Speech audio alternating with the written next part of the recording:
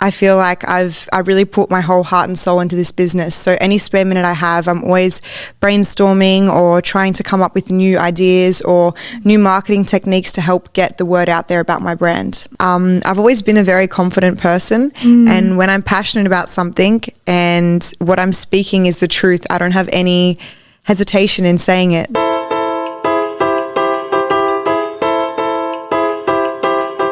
Good morning, early birds and future moguls. If you ever wondered whether the successful entrepreneurs start their day a little bit different, welcome to Founders Before 9 a.m., the backstage pass to the secret ritual, mindset hacks, and tiny habits that build loud legacy. I'm your host, Candice, the founder of Miss Morning. And every episode, we will pull up the curtain with some successful entrepreneurs who turned mornings into their powerhouse. Today, I'm joined by Monique Riley, the Miss Universe Australia 2022, and now she's also the founder behind Mrs Matcha.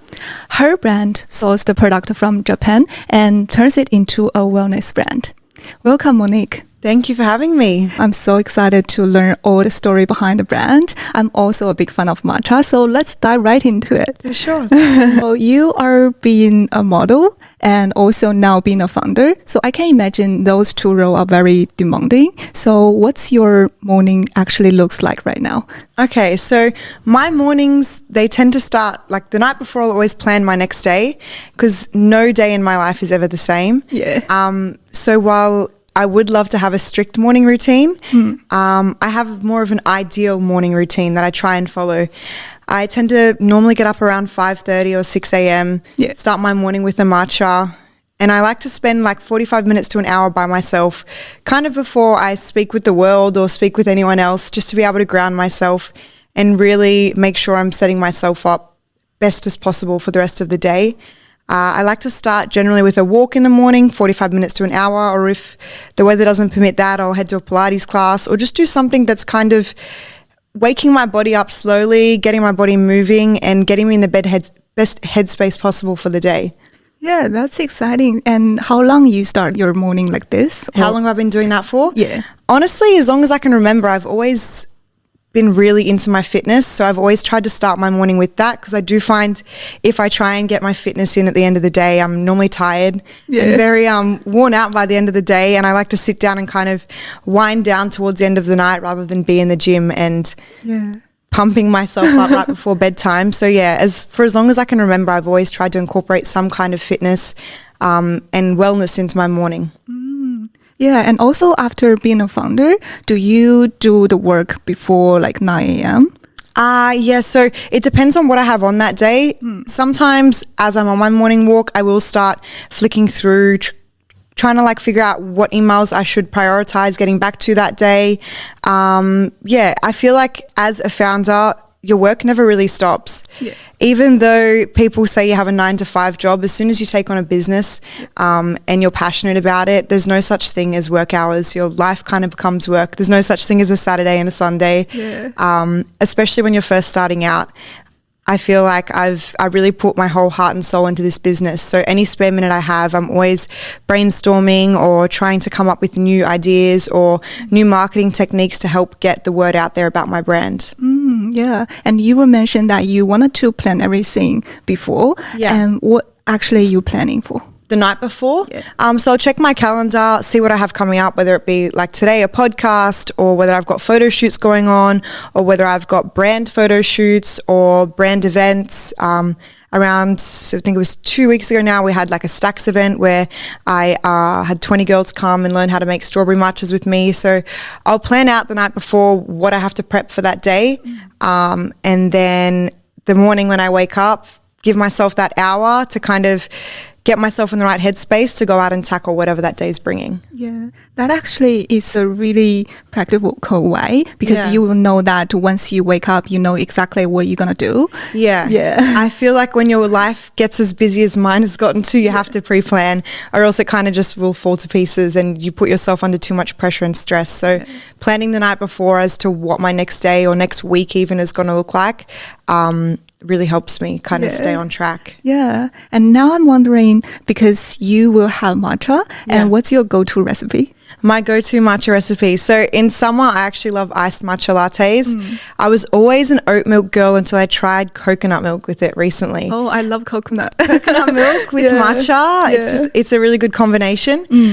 So summer is always iced coconut matcha or iced oat matcha latte. Small amount of matcha, warm water and oat milk, or matcha coconut milk ice. Do you use the traditional bamboo whisk? I do. I kind of go between the two because a lot of days I'll be training cafes on how to make matcha because obviously matcha has grown a lot in the industry. So I've been onboarding a lot of cafes recently and just due to speeding up the process of when they're trying to make it in cafe and they've got a lot of drinks to pump out, I do teach them how to use an electric whisk to kind of create the same drink. But at home I like to use the traditional whisk. Just feels more authentic. I feel like when you use that, it's a really meditative like journey. It is. And kind of the process they say to draw a figure eight, which I don't know. While I'm sitting there and doing it, it does. It feels like a meditation process or exactly. something of the sort. I noticed something that very interesting because it's on your website and you shared with a very interesting recipe I haven't tried myself. It's adding some like cinnamon powder and also with the cashew milk. Actually, I'm not sure if you created that on purpose because like from traditional Chinese medicine perspective, matcha can be considered as a very cooling ingredient. And for a lot of like Asia women, if we consume too many cooling food, it can cause so many circulation problems or even the period gonna disappear. So that's why you need to add some like warming ingredient, which cinnamon is a perfect choice. I love cinnamon on my hot matchas. So in winter, like I was saying, summer I drink the ice ones. Winter I love hot matchas, hot matcha lattes on oat milk, and I always add cinnamon on top. It just it creates a really nice flavor and I feel like they complement each other really well. And actually it can stable your internal fire and also support your blood sugar balance. So there we go. I need a video on that. So I wanted to talk a little bit about your journey back to 2022 because that was a big year for you. Huge year. So I wanted to know, did you always dream about like being the Miss Universe Australia, or it's just like happened to you very randomly? It actually did happen very randomly, surprisingly. I always grew up more on the tomboy side. I grew up riding motorbikes, loving being in the country. My dad runs cattle farms. So pageants weren't anything I was at all familiar with. And then I'd quit my full-time job as an executive assistant and the opportunity presented itself to send in my application and submit myself for Miss Universe Australia. And I was speaking to my mum about it and she was like, what have you got to lose? It could be a good opportunity. You don't know where it will take you. If nothing else, you'll meet a lot of new girls. Wow, that's the best mom. She's super supportive. But I thought, you know what, she's right. I've been in Sydney now. I'm from Queensland originally.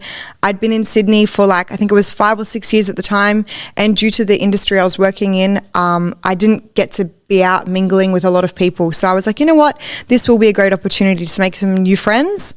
So I signed up and then at state finals, my mum knew I was doing it. My dad didn't even know I was in the process. I didn't have anyone in the audience because I didn't think I was going to make it past state finals. I was just kind of in it to experience something new and meet some new people. And then I was a New South Wales finalist and I couldn't believe it. I was like, wow, I did not expect this. And then continued on to the national finals where I again got to meet a lot of beautiful girls across Australia with great stories behind them that are also very driven. We got to spend a lot of time together, inspiring one another. And I was like, you know what, if nothing else, I'm so happy with the friendships I've made from this journey and the brands I've got to collaborate with. And then I didn't have any pressure on myself at all throughout the whole process to win. That would kind of just be the icing on the cake because the actual journey itself was such a nice one that I was like, I'm happy. I'm happy to walk away with or without it. Obviously with it being the prize, the main thing, but I was happy either way. And when I was crowned Miss Universe Australia in 2022, it was just a whirlwind of emotions because I'd spent so many years working countless amounts of jobs, long hours, and on that one night, I remember my mum started crying straight after when I got off stage. And she said, no one else knows this, but you've worked so hard up until this point, and it's all starting to pay off now. Yeah. I'd moved out of home at the age of 17, moved to Brisbane to study at university. I then auditioned for NIDA at 21, got into NIDA, moved to Sydney with none of my family, moved down here by myself. And obviously my mum saw this whole journey and was just like, after all this time and all this hard work you've put in, it's finally starting to pay off. And that's when I was kind of like, you know what, I am very, very fortunate for this. And from there, my life really just catapulted up. Wow, So, that's amazing. It was a really, really good experience that I was very not expecting of. So, yeah. And once that happened, you were still so young. And how long was the training process? So I was crowned in September, and then I went to New Orleans in January of 2023. So I had around like 3 to 4 months to prepare. It involved a lot of physical preparation in terms of countless PT sessions. I went through a whole body recomp. I love boxing. Boxing's like a big hobby of mine. And preparing for Miss Universe, I was actually preparing like I was preparing for a fight. My boxing coach had me in the ring every day training with sweatsuits on. So then to transition from very much a boxer's body build into a body build that was fit to represent Australia on the international stage, I went through a big 3-month training program with my PT. I went through a lot of just getting myself mentally in the right state. As you guys can imagine, like being with, I think there was close to 90 girls that I was up against, 90 other countries over at Miss Universe, being in the same space as them for almost 3 weeks. It was 2 and a bit, 3 weeks. It's a lot. So I just wanted to make sure I was going in with my best mental headspace, my best physical appearance. 3 to 4 months, it went by very, very quickly. But yeah, it was a good journey. Very good. I can see that through your answer. You were really happy with the journey, but also I can tell that being through all of that, it was tough. It was so much pressure, especially you need to expose yourself on the stage and judged by everyone else. So did you ever experience sometimes that you feel it was so challenging and you really need to have some like bit self-talk or overcome those feelings? Yeah, of course. But I think the key point I kind of took away from it all is that authenticity will always shine through no matter what, whether it's when you're on the international stage, whether it's in business, whether it's in your relationships or friendships. If you stay authentic to who you are, that will always overpower and shine through everything. And whenever I found myself doubting myself or feeling as though like the days were too long and it was getting too tough, I just remind myself that if I stuck true to who I was and let my values shine through, whatever was meant to be would be. Yeah, exactly. Yeah. And I'm wondering that how, like after the Miss Universe, what your life changes? There's been massive changes. So after Miss Universe, I was placed within top 5 and top 16. Pretty much the night after Miss Universe, everyone leaves the next day. I traveled for a month by myself. I went to New York. I did a campaign photo shoot in Amsterdam. I went to Paris Fashion Week. I went to Milan, went to Dubai, and then came back home.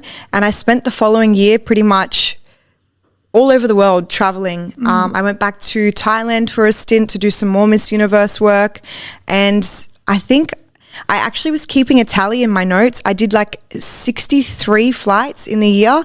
It was insane. I was on a plane every second day, I swear. Is that all for work or just It was like a big mix of everything. It was seeing girls that I'd met at Miss Universe, going over and visiting them. It was, doing photo shoots, doing different like TV show interviews overseas, things like that. And I had rocked up so many flights and been to so many different countries, and that's kind of where I fell in love with matcha. It wasn't actually in Australia that I was introduced to matcha.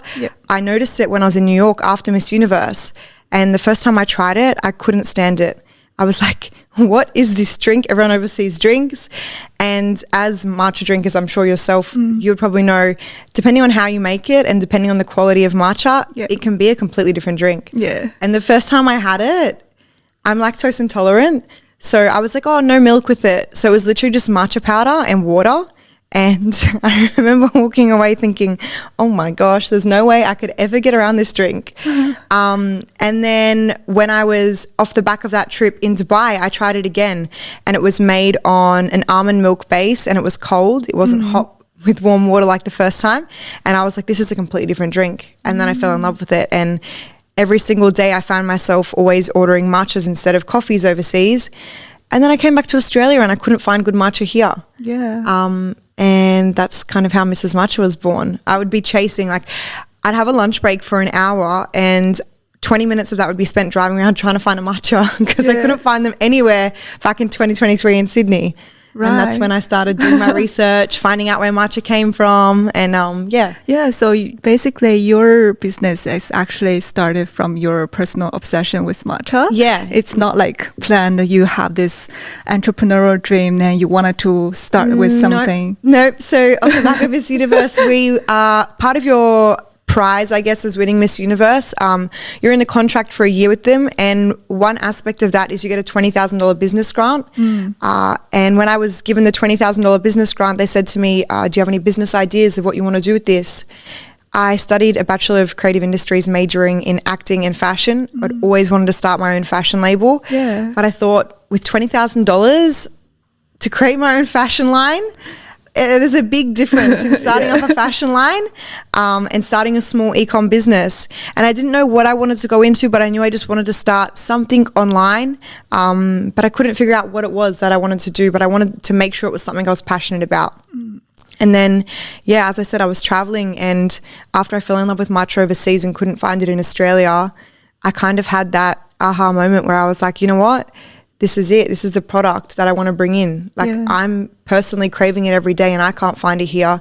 There must be other people traveling, trying it overseas that also can't find it in Australia in the same boat as me. And I thought, you know what? I'm going to start reaching out to different farms in Japan and getting samples and finding one that I want to start importing and selling here in Australia. Yeah, I think that's a really good point, because until now, I still buy my matcha from Japan. Yeah, exactly. It's hard to find. It's really costly, but I really couldn't find one. And honestly, the amount of other matcha brands that put fillers inside their matcha, so they'll put milk solids. People like me that are lactose intolerant, you can't have milk solids, but you'll order a matcha on an alternative milk and you'll be served it, drink it, and have stomach cramps after, not realizing that the actual matcha powder had milk solids in it. There's other brands that are 70% sugar, 30% matcha powder. People are thinking they're moving over to this wellness drink that's beautiful green tea, when in fact it's like 3/4 sugar, 1/4 matcha. So that's what I found when I was finding places in Sydney that had matcha. The quality and the grading and the amount of ingredients they were mixed with made it not even taste like matcha. So that's when I decided to start finding one that I liked the pure taste of, and that's how Mrs Matcha now is 100% pure matcha, nothing else added. Because like you said, it's hard to find. You can find matcha now, but to find good matcha is another story. Yeah. So why is it called Mrs Matcha? It sounds really personal. Similar to your Miss Morning.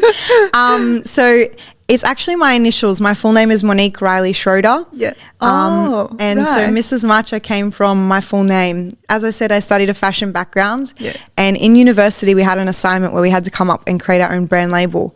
And my brand label back then was Mrs The Label. So it was my initials and the label. And I'd always said I wanted to start a fashion brand called Mrs The Label. And then a menswear brand called Mr The Label.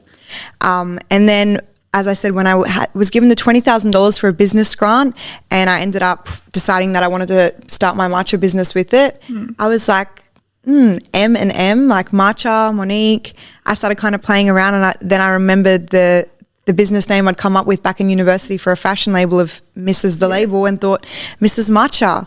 And then I was like, you know what? I feel like matcha is kind of the it girl drink. Mrs. Matcha it kind of works, and it's very cool. Intertwines well into the brand. So yeah, I love it. Thank you.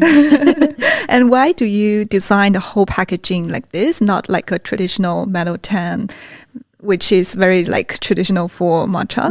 Yeah. So I hand designed it myself. I was sitting down drawing pictures, came up with the logo, obviously tried to create a color that's close to the color of my actual matcha powder. And I just found the tin was done by every other brand. Yeah. Most matcha brands all come in a tiny little tin that kind of sits in the back of your cupboard. Yeah. Doesn't take up much space, but also once it's opened, if it's not clicked closed properly, it can oxidize the matcha. Yeah. And also for costing reasons too, I like to focus on making sure the actual matcha powder is very high quality. And in order to keep the price as low as possible for consumers, I was like, I don't want to go and invest a lot of money into getting these small tins that don't take up much space in terms of branding. And that cost then obviously goes on to the consumer as well. And I was like, how am I going to get my pure product that's high grade? I need to keep every other price point as low as possible so that I can keep the actual quality of the matcha high without blowing it out in terms of the pricing for a consumer. So if I was to convert across to, say, a metal tin, obviously that's going to cost more than what the packaging I use now is. And that in turn, that price will then have to go on to consumer. And it's just going to bump the price up of my product. So rather than worry about the packaging, I wanted to make sure I got the branding right and make sure the product inside the packaging was exactly what people want to be consuming, as opposed to just having a tin that looks pretty with a product inside that isn't as high a quality. Yeah, that's really good. Thank and you. once you bring everything, and even when you do sample test, like how did you even do the sample test? Sampling. So once I'd reached out to the farms and received the samples to Australia, I literally sat down, I lined up all the cups with a barista, and I have the photos still on my phone. I think there was like over 50 different cups. 50.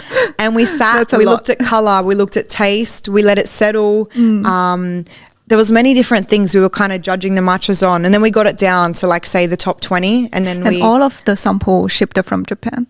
Everything I wanted to keep as pure as possible and authentic as possible to actual pure matcha. So I was like, I want to make sure it's high grade. I want to make sure it's organic. So did you learn yourself like how to make sure the quality of the matcha? You self-studied? I self-studied, and it was also just through trying brands here. I purchased many on the shelves of different supermarkets, and I would just have a lineup and see the different color difference, see the different texture of them, see how each one dissolves in hot water. And then, my selection process just came less and less, and then I would go back to it with fresh taste buds, because obviously once you're trying many things after the day, it can kind of get confusing. So I'd narrow it down, and then I'd come back the next day and try them again and get other people to try as well, people that had never tried matcha before, people that had tried matcha before. I just asked anyone and everyone as to what they thought until I finally narrowed it down to the flavor I personally liked the best. Something that I could keep in its pure form and people could drink either pure if they're a real hardcore matcha drinker, or something that with a tiny bit of honey would sweeten enough to taste really nice, and have that beautiful, rich matcha flavor without having to pump it with anything else like sugars or fillers or anything like that. Okay, so you ended up in the current one. And when did you launch the matcha brand? I launched it, I think it was 2 weeks maybe before I handed over the crown to the Miss Universe Australia 2023. So it would have been like, I think it was around September of 2022 I launched it. So I launched it just before I handed over the crown, and then pretty much went full steam ahead with my matcha brand. It was hard in the beginning though. It was really hard. And you just by yourself to handle everything? Still to this day, I handle everything. Every packet is that I bring in the pure matcha from Japan. I packet them all myself. I break them down into the 500 gram bags for cafes and the 50 gram bags for home consumers and 200 gram bag for retailers.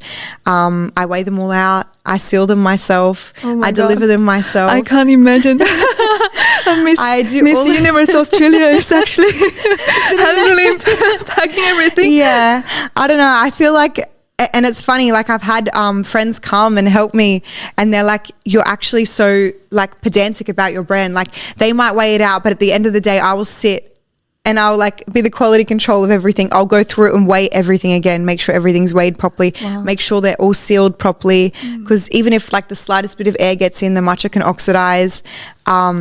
So I don't know. I love it. I guess it's a bit of a control freak thing, but I love to be at every single stage of the business. And now it's grown a lot in the last 2 years, and everyone's like, you can't keep doing it on your own.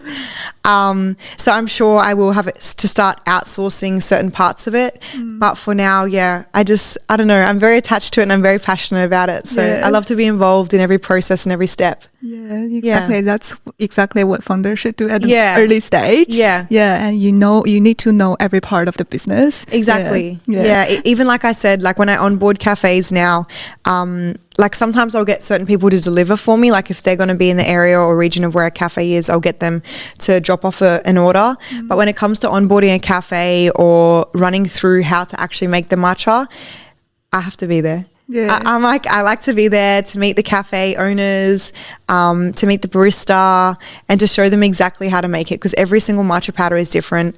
If you're using too much of the matcha powder, it's going to become bitter. And at the end of the day, it's my brand in their cafe.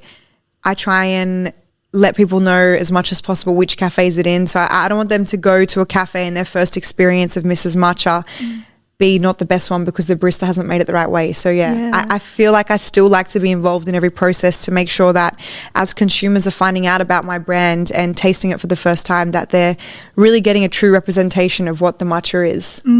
Yeah. So if it's a new customer who just tried Mrs. Matcha, and what do you want them to notice? Is that the flavor? Is that the flavor for sure? Like I said, a lot of other brands will put sugar or milk solids or even chai powder and things like that. So I like them to notice the flavor initially and the color. Yeah. But the thing about Mrs. Matcha is it leaves a certain like lingering taste in your mouth. It's like a really nice, sweet, delicate matcha taste. A lot of matcha powders, you'll drink them and you'll taste the flavor of matcha as you drink it. But once you stop drinking it, you can often taste the milk as opposed to the matcha. Whereas Mrs. Matcha, you can really taste the flavor of the matcha still in your mouth. So that's what I like customers to notice. Like when they walk away, that's kind of the thing that makes them the next day be like, hey, you know what? I feel like that drink again. Like I can taste it still in my mouth. I don't want them just to have a sip and be like, oh, it tastes like milk.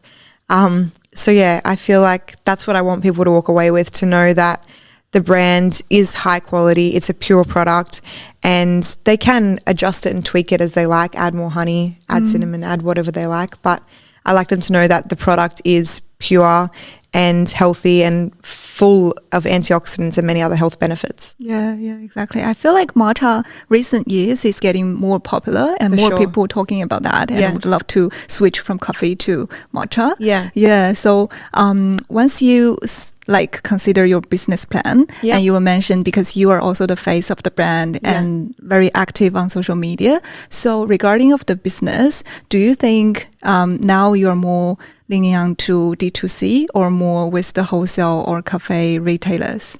Actually, both. Originally, I thought I would be a D2C with my online website and just selling directly to pretty much people that want to make their matcha at home. But I quickly realized that wholesale was a way to increase the amount of volume I could bring in, and bringing in higher volumes from Japan meant I could get the price point lower for home consumers to be able to try the product at a lower cost. Because one of the 200 gram bags, say, cost $69.95, which was one of the first issues I had with a home consumer. People were always like, why is it so expensive? Because they would compare it to a matcha brand that had been pumped with a million other things that would require double or triple the serving size. They wouldn't look into the specifics behind it.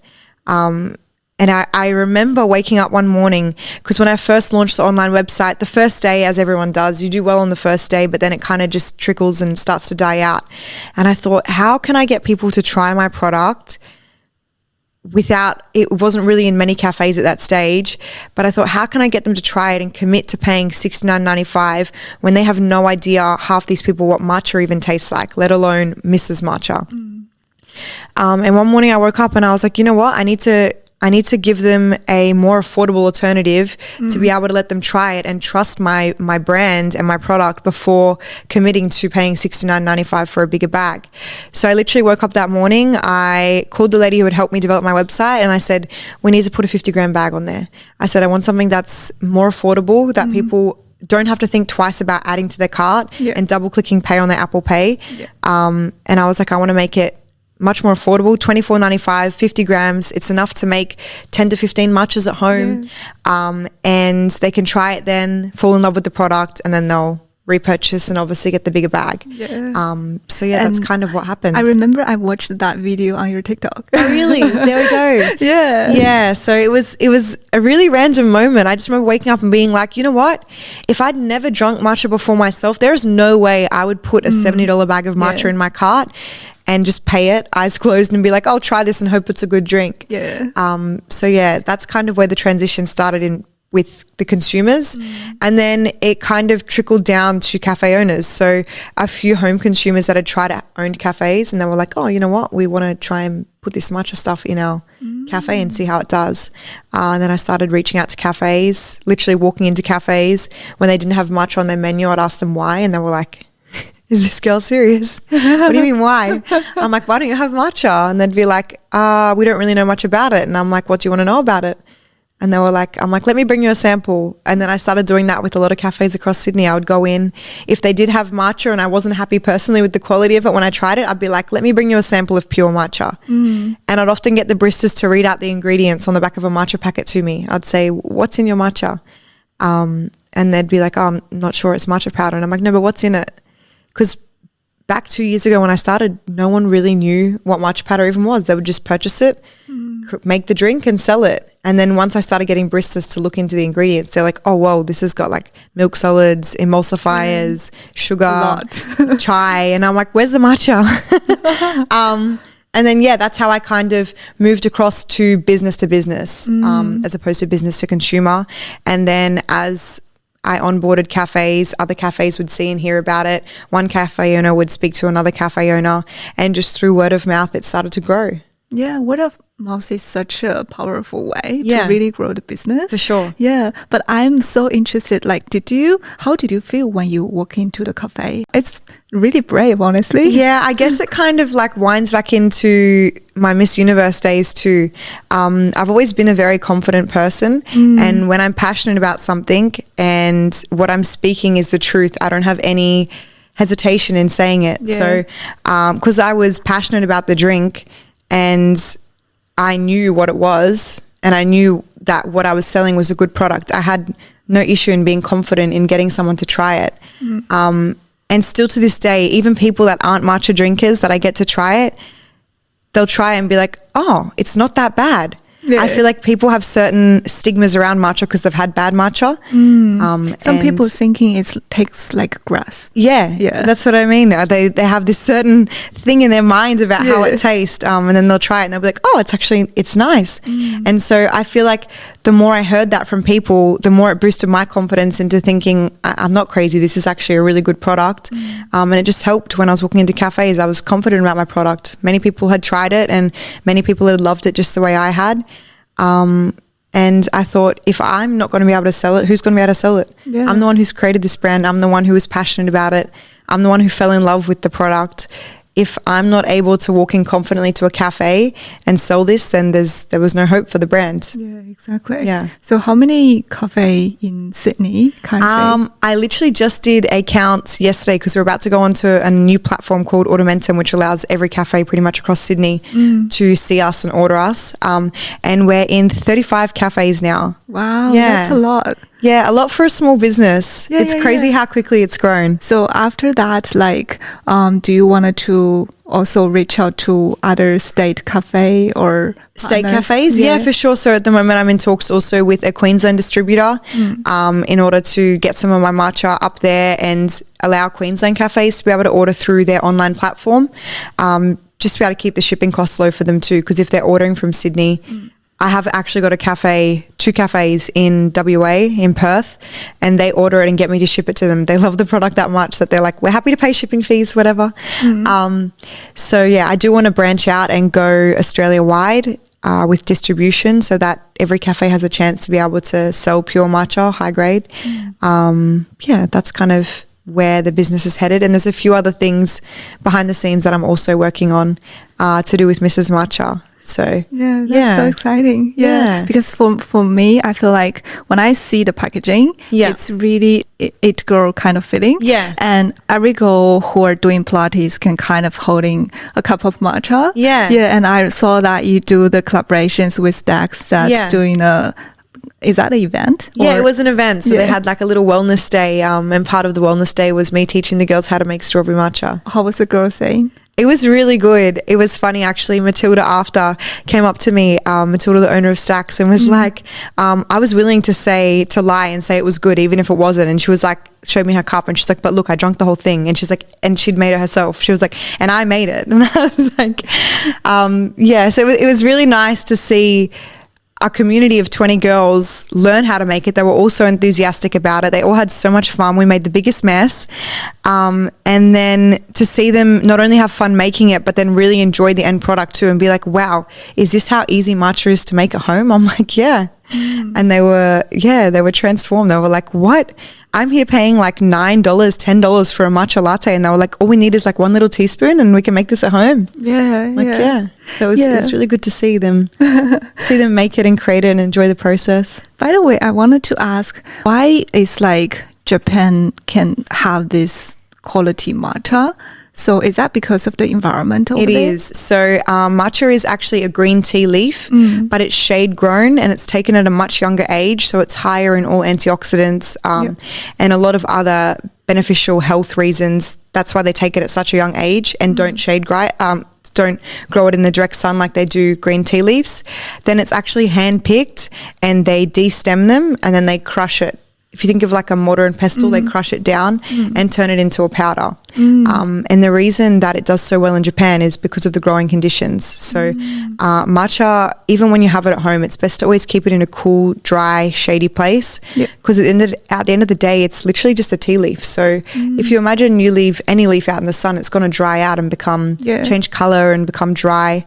Matcha is very much the same. And the Japan, especially the region where I get the Mrs Matcha powder from, certain Japan regions are better for growing it.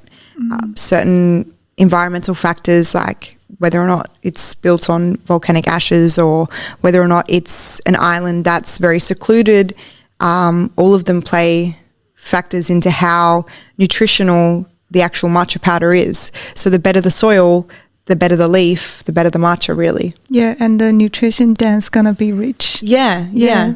So I guess there's a lot of small islands in Japan that have the perfect growing fields for it. That in terms of climate, in terms of humidity, in terms of, like moisture in the air and things like that. So they've found certain places that are ideal to grow it. Yeah, I feel like matcha, because a lot of people, if they're new to matcha, and when they heard about there are so many great, very different qualities, and because so many brand actually, like you said, they add so many things in it. Yeah. But for a normal customer, if they wanted to simply understand what the better quality matcha it is, how could they actually identify from each other? The easiest way, honestly, is color and smell. So when you put it into water and the way it breaks down as well, when you put it into water, if it's a vibrant, rich green, generally speaking, that means it's a higher grade matcha. The lower the grade, the duller the color, and it can start to smell, I don't know any other word to use, but it can almost get like a musky smell.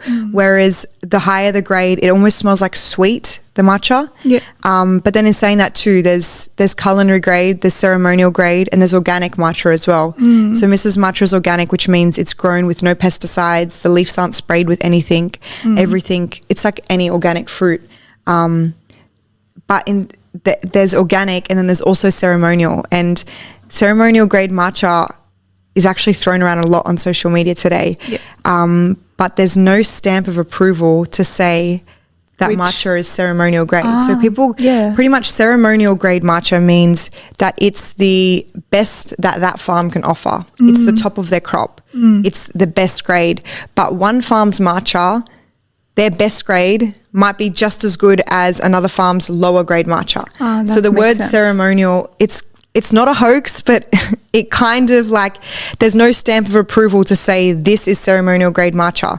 Anyone can claim that their matcha is ceremonial grade if they're using the best part of the crop. It's literally a marketing term.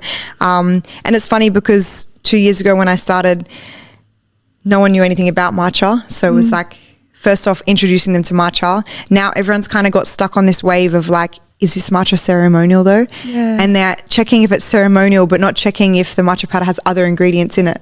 So even if it is ceremonial, it might be 5% matcha powder and the rest is just other fillers that are very bad for you. But people think because it's ceremonial grade matcha, it's going to be a good matcha, and that it's full of the health benefits when it's not. I think the most important thing to look for in matcha is that it's organic and that it's green. Organic obviously means there's no pesticides, there's nothing sprayed, there's nothing that's going to be harmful to your body, and you're gaining all of the health benefits that matcha can give you. Yeah, makes sense. Yeah. So being an entrepreneur, it's very, I guess, very different with modeling or so what do you think the biggest challenge for you right now? I think the biggest challenge I face is being able to manage and juggle everything. Yeah. Like you said earlier on, I do modeling work. I pursued acting for a very long time. I have my own brand. Even I remember I read somewhere because you have a dream become the next Margot Robbie. Yes, that literally, it still is my dream, but it's kind of been just put on hold a little while I'm focusing on my matcha business. But yeah, like I said, I auditioned for NIDA when I was 21 here, and that was the first reason I moved to Sydney. So kind of juggling all the different industries has been hard. And I think as an entrepreneur or someone that is moving into opening their own business, you just really need to figure out and decide what you want to focus on. Because sometimes when you spread yourself too thin, things start to collapse. Yeah. So I've experienced that personally myself in the past. Either your health starts to decline because you're wearing yourself too thin and you're not giving yourself enough time to kind of recoup and make sure you've got the energy to prioritize what you want to do. Or certain areas of your business will start to collapse. So this year I actually was like, you know what, I'm going to go full speed ahead just on matcha. And I kind of pushed acting to the back for now. Not to say that I won't go back and touch on it. It's a very hard industry to crack in Australia. But I thought, you know what, rather than kind of dipping my toes into many different jobs and many different roles, I just want to focus purely on my business. And I think as an entrepreneur, while it's good to have your eggs in multiple baskets, it's really important to have one main focus. Don't spread yourself too thin across many different aspects, because then you won't really excel a lot in anywhere. You might slowly rise in each category, but if you really want to see a big change, the big change happens when you put all your eggs in one basket and really focus and like hone in on that one thing. And that's what I found with my brand this year. Like I said, I've had it for 2 years. The first year I was kind of working as a personal assistant. I had Miss Universe stuff still going on. I had the brand going on. I had photo shoots going on. Just so much stuff happening that it was like nothing was really focused on. Whereas this year, now that I've really kind of dove deep into just focusing on my brand, it's really started to show, and the hard work's paying off now. Yeah, that's exciting. And I'm sure that the business gonna grow in so much. I know, I hope. So as we wrap up this conversation, what is the one advice you wanted to give to the future entrepreneurs who wanted to start their business? Of course, I think the most important thing is to always stay authentic, true to yourself, true to your brand, and really believe it and back it. Because if you don't believe it and back it, then there's really no hope for it. Yeah. If it's not you and it's your brand and you're not the one backing it, then no one else is going to back it. So believe in it, be authentic, stay true to yourself, and just never give up, really. Just keep pushing towards whatever your goals are. Yeah, I love that. Yeah. Thank you so much. Thank you for having me. I feel like I learned a lot about like how to really choose my matcha, and I will definitely have a try. Oh, good. I'll make you one. Thank you. Thank you so much. If you find it's useful, if you find you need to rethink about your own routines, please share it with a friend as a morning boost, and subscribe, leave a review. That could help us a lot, and we will see you in the next one.